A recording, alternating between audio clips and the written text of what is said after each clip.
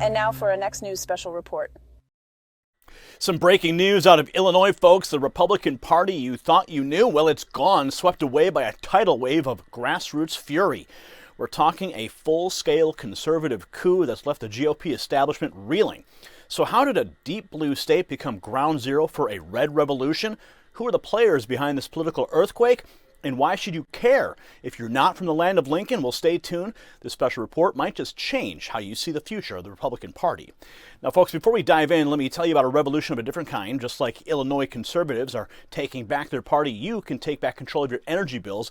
With record heat waves coming, AC costs are set to skyrocket, but there is a solution. This game-changing little AC unit can slash your bills and keep you cool for up to 25 hours straight. It's my secret weapon against greedy utility companies. Visit EasySummerCool.com or click the link below for up to 60% off with a 60-day guarantee and fast USA shipping.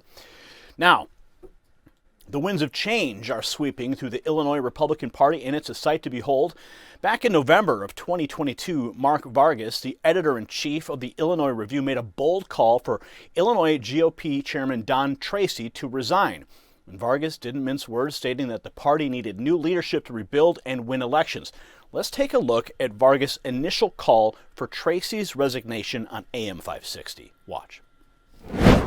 Deputy Minority Leaders Dan Brady and Tom Demmer were both defeated in their bids for statewide offices. Assistant Minority Leader Avery Bourne ran for lieutenant governor with gubernatorial candidate Richard Irvin, but was defeated in the primary. State Representative Keith Wheeler, also an assistant minority leader, was defeated for re-election. Minority Conference Chairman Dan Welter was defeated for re-election in the primary. Minority Floor Leader Mark Batnick didn't run for re-election. And Assistant Minority Leader Tim Butler is resigning at year's end for a private sector job. House GOP Leader Jim Durkin and Senate Minority Leader Dan McConchie resigning their leadership positions is not enough. Don Tracy is a businessman who, along with his siblings, run the nation's largest redistributor of food and related products. That business employs 6,000 people in the U.S. and in Canada. Now, do you think they got here by rewarding losing sales teams? Do you think they got here by consistently rewarding sales managers who fail to meet their quotas? Do you think they got here by keeping the bar and the standard low by saying, well, maybe sales will get better next year? We had a good team, but maybe it'll get better next year. The Illinois GOP is not a family business. We don't report to you. You report to us, Mr. Chairman, the people.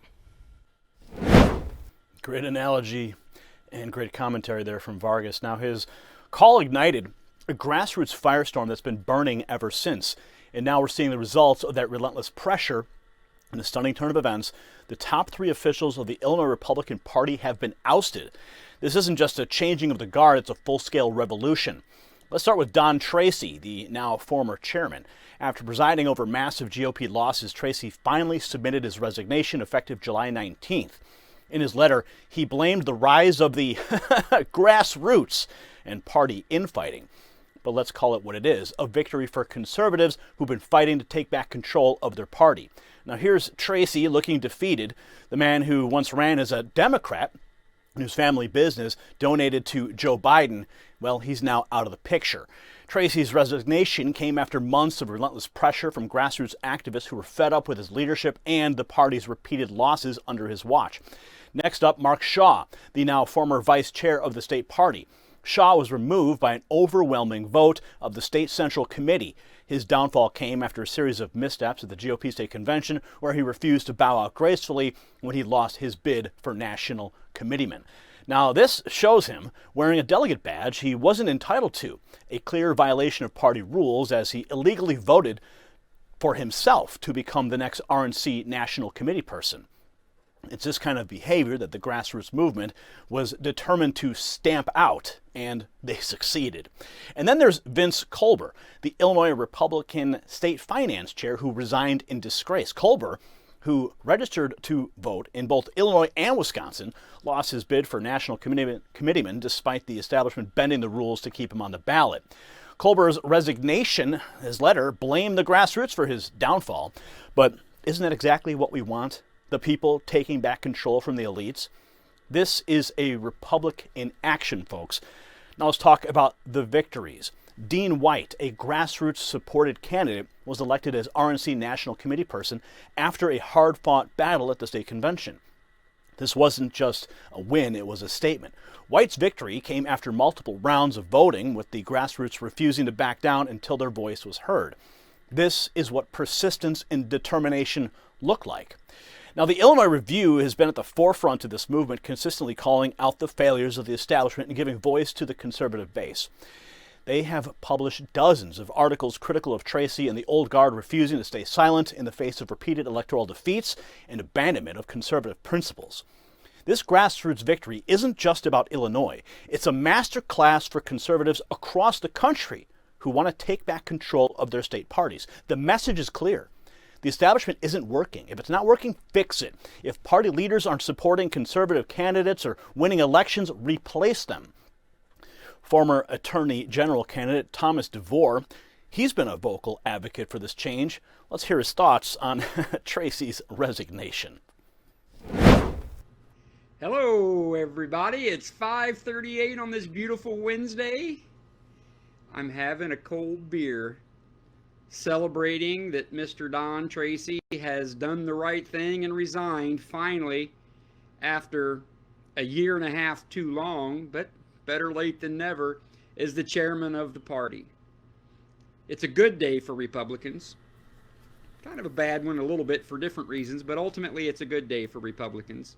Because what we should be about as Republicans is one thing: winning elections and beating Democrats, right? To the extent that Don Tracy for the last 3.5 years would have proven that he was at least on the right path to win elections against Democrats, I would have been his biggest supporter and would have told people to leave him alone. But he hasn't been. He's not shown any progression at all in 3.5 years, which is why he needed to go. Now, don't get me wrong. Us as Republicans winning elections in Illinois, it's not going to happen in 2024. It's probably not going to happen in 2026. Maybe 2028 or 30. We might be able to build some momentum and put some things in place if we get the right leadership. We'll talk about that in a second. But it's not going to happen quickly, okay? It wasn't going to happen quickly with Don, and it's not going to happen quickly with the next person. But as I said, in the 3.5 years that Don was there, he didn't make any progress whatsoever. I'm going to have you another drink of this Michelob Ultra because I don't have any Coors Light. So let's talk about Don's resignation letter. I got it right here. If you guys don't have it, go to the Facebook page. It's out there. I want to talk about this. I don't think Don wrote it, to be honest with you.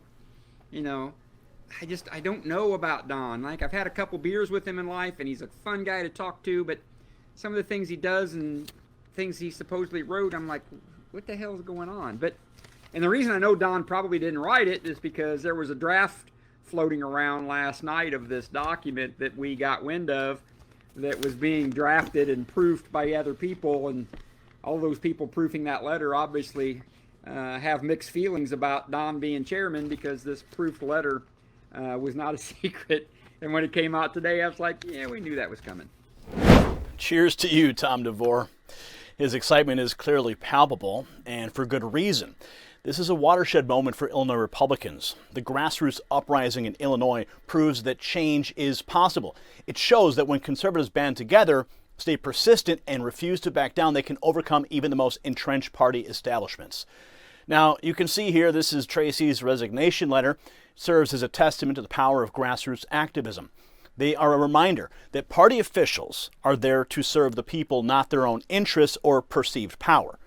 The pressure from the grassroots didn't just happen overnight. It was the result of years of frustration with the party leadership that seemed more interested in maintaining the status quo than in winning elections and advancing conservative principles.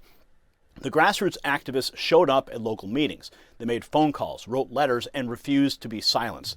They called out the party leadership for failing to support conservative candidates, for cozying up to Democrats, and for abandoning the principles that should be at the core of the Republican Party. They demanded accountability for electoral losses and insisted on a return to true conservative values, and their persistence paid off. One by one, the old guard fell. Tracy, Shaw, Kolber, all of them were forced to confront the reality that the party base was no longer willing to accept their leadership. The grassroots didn't just complain, they organized, they strategized, and they acted. If you got value from this report, tap subscribe. My final thought is next. This victory is more than just changing the names at the top of the party. It's about changing the direction of the party itself. It's about ensuring that the Illinois Republican Party truly represents the values and priorities of its conservative base. So as we look to the future, there's a new sense of hope for Illinois Republicans. With fresh leadership and a reinvigorated base, they're poised to start winning elections again. But more importantly, they've reclaimed their party's soul. So the message to other state Republican parties is clear. The grassroots are watching, and they are ready to take action. If you're not representing the true conservative values of your base, if you're not fighting to win elections and advance the conservative agenda, then you might be next. This is a celebration of what can happen when ordinary people decide they've had enough and take action to change things. It's a reminder that in our republic, the power ultimately resides with the people. And when the people stand up and make their voices heard, even the most entrenched political establishments can be shaken to their core. The Illinois Republican Party is entering a new era, one where the grassroots are in control, and that is something worth celebrating. Congratulations, you made it to the end of the video. Now keep up your quest for truth with this next news report. And if you found our channel enlightening, join the millions who agree with you. Tap subscribe. Thank you for watching the Next News Network.